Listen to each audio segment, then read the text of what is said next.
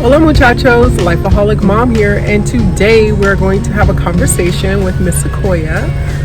She is actually from Los Angeles, California, but she is here by way of Brooklyn, New York. Is Brooklyn in the house? Anyway, she is the newest member of our Costa Rican family, so we're going to have a quick conversation with her about her experience living here in Costa Rica. Hope you enjoy. Ciao. Hola muchachos, Lifeaholic Mom here, and today we are with our dear friend, Miss Sequoia. Hello.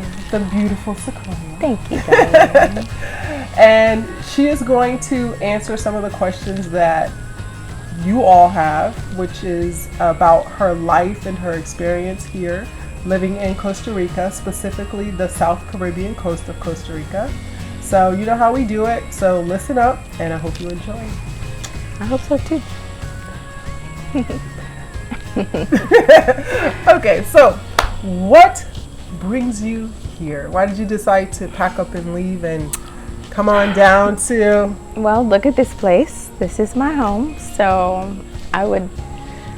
this is why, really. But part of the reason is because I came here once in October of 2018. So I came to Costa Rica for the first time in October of 2018. And I was here for a few months and I fell in love. And Puerto Viejo. Puerto Viejo, Yeah. yes, specifically. Yes. I haven't spent much time outside of Puerto, aside from a few days in San Jose. Yeah. But other than that, There's really nothing else to see. I mean, that's how I feel. But listen, But that's how I feel. there That's is, how I there feel. is. But yeah, I came here for a few months. I fell in love, but I was in the middle of traveling, so Right. I continued on throughout Latin America. Then I went back to the States for a little while, and I was working remotely. So after being in New York for maybe a month, and it was in February, you guys, it was cold. Ooh, yeah, it was cold. So by March 4th, You was like, I'm out of there. that's when I got here, March 4th. I said, I gotta come to warm weather. And it was right before Corona, and I made it just in time. Just in time, girl. Just in time. I remember my mom asking me, Just in time. well, don't you think you should come back home? No, don't you think you should come here, Mom? No. I was like, this feels like home. Yeah. So, yeah, And you never look back. Sounds like. no. And I didn't come here to move. So I came here with a carry-on. Okay, yes. But I'm not gonna leave. I decided not to leave. Yes, ma'am. Yeah, that's what I'm doing. We need more of her in our Yes, I'm in our world. so happy to have met you in our little group. Yeah, it's That's nice. amazing. It's Yeah. nice. And who'd have thunk, right? Yeah, I know. So, what is your favorite thing about, besides her lovely home, what But this is your all favorite? of Costa Rica. Just it Yeah, gives exactly, me this all of exactly, Puerto exactly. gives me this feeling. It's so green and lush and like rich in life. And you're in touch with nature. Yes. It's like I don't know who I was telling this, but it's so easy to manifest whatever you want here because you're just so dialed in and you're so connected. It's unreal. So like if It really is. There's no Yeah. interference, right? It's just Maybe that's what it is, but I've been feeling very, very like powerful. connected. Yes. Yes. And that feeling is a legit feeling. Like Yeah. like I never felt this way before. Like again, I felt out of place in the USA, but here I feel like I was supposed to be here all along. So Yeah. anyway, what's your favorite thing about living here now that you're here? I would say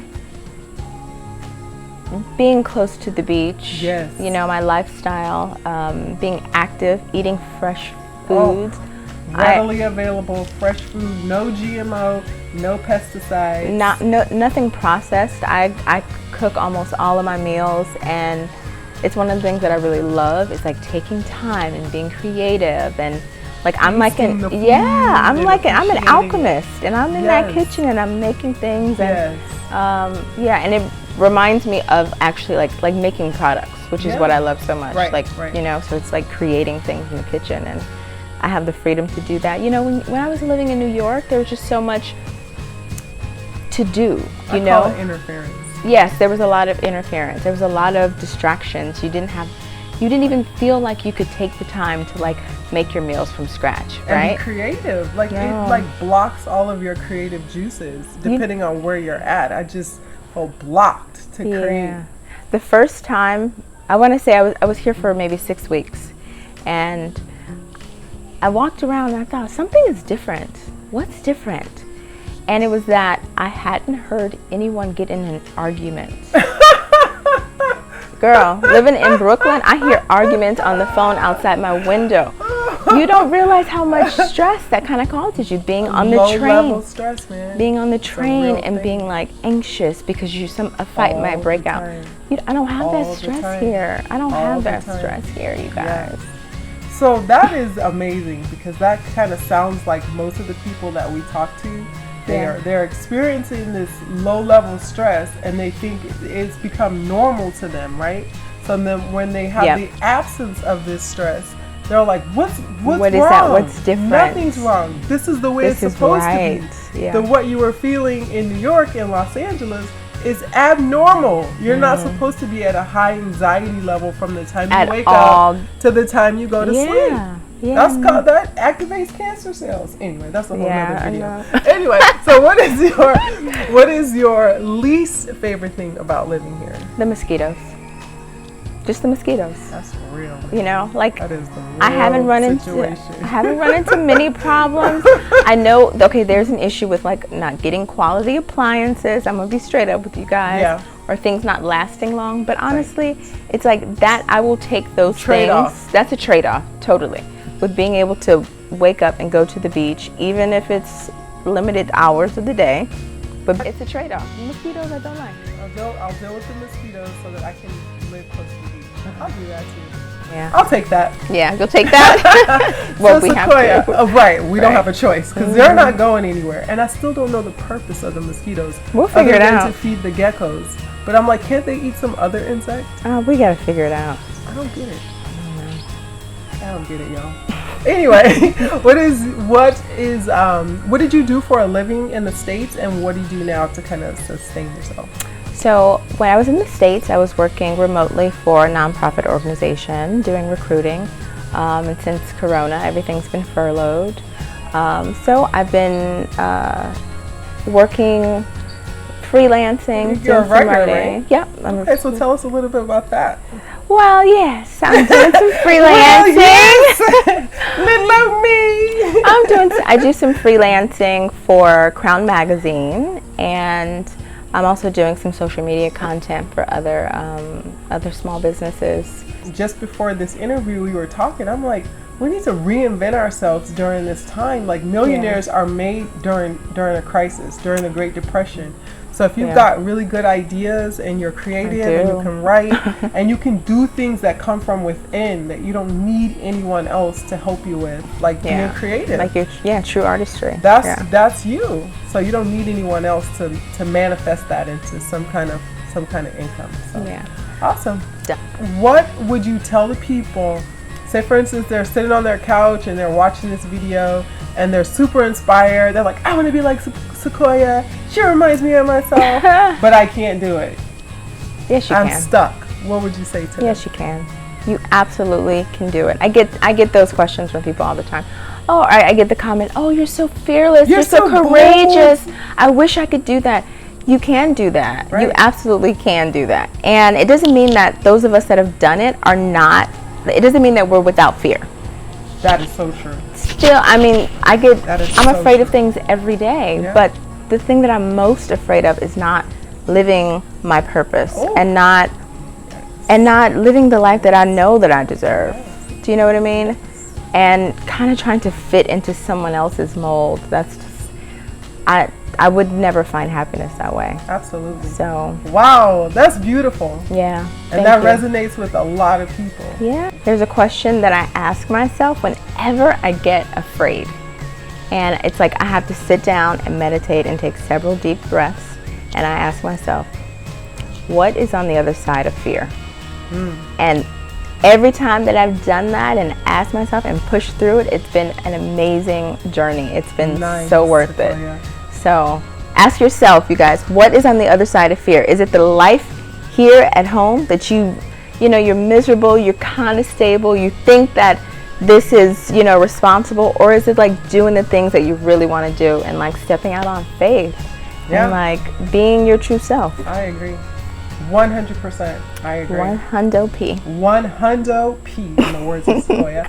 All right, guys. So this is the very last question that we are going to add to these interviews is, what is your experience being a person of color, black, or I don't know how you identify with black.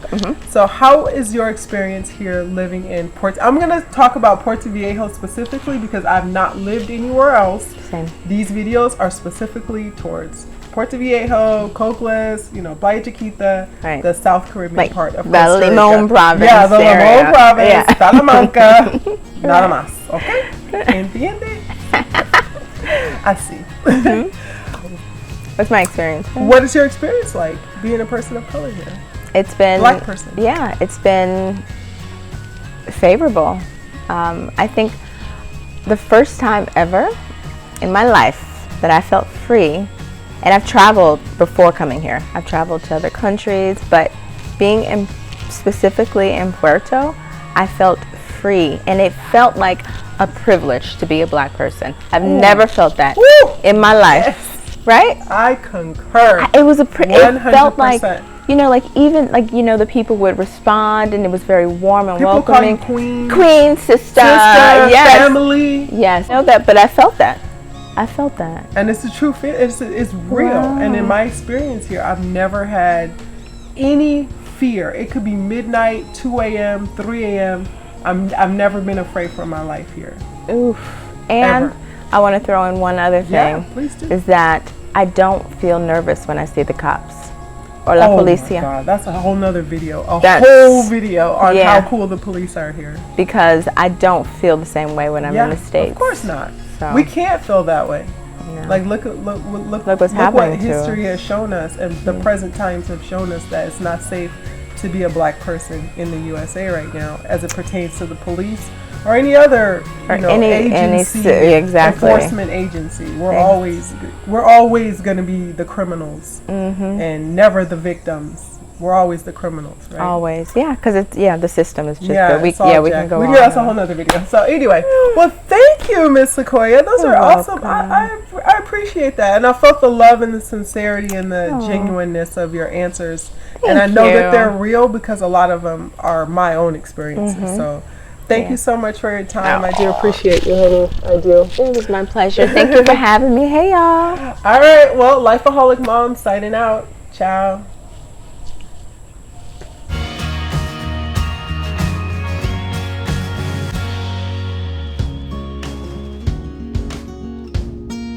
Don't forget, like, subscribe, and share.